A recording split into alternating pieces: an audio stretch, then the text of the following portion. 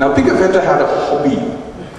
He liked to record many things about Southeast Asians, their food, their dress, their clothes, how they lived, how they slept. But he also had a certain hobby, which later on would be turned into a pseudoscience by the anthropologist Richard Burton, who went to Africa.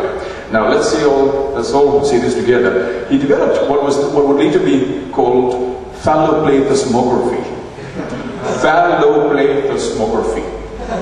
Phalloplethysmography is the study of cocks.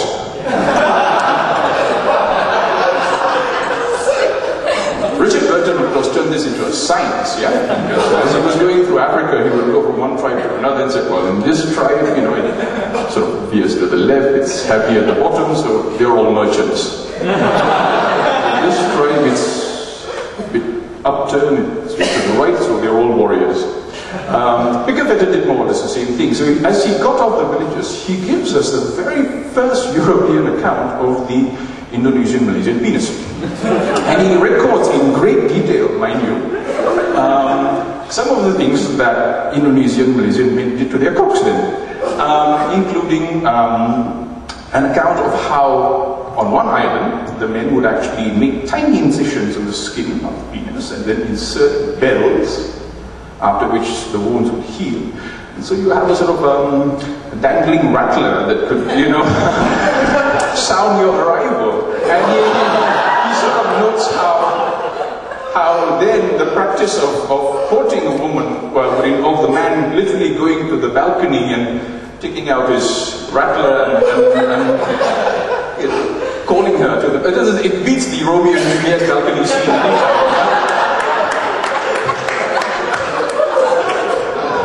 Romeo, Romeo, where art thou? I'm right here.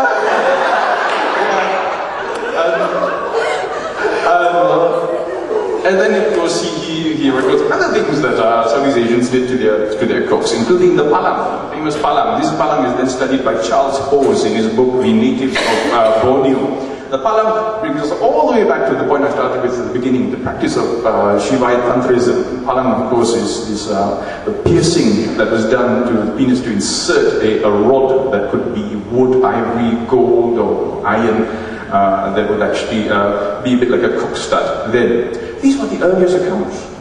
And at that time, the early colonial encounter, it was pre-colonial encounter, the early European encounter was an encounter that was actually benign. It was born out of curiosity. And from that point onwards, things, as colonialism basically consolidates itself in Southeast Asia, and of course, from the late 19th century onwards, we have the introduction of new rules, because with that whole colonial enterprise comes the concept of race and racial difference and the need to maintain racial boundaries. And of course, the thing that really has to be policed above all is the gender frontier. Primarily among the natives, but also between natives and colonialists. And it's from the late 19th century onwards that this sort of Victorian mindset begins to come in. It slowly seeps into Southeast Asian societies. We see it reflected in the ethnic ghettos that we have in all our cities, here in Singapore, Kuala Lumpur, you know, Chinatown, Little India. Don't let them mix, you know, keep them apart.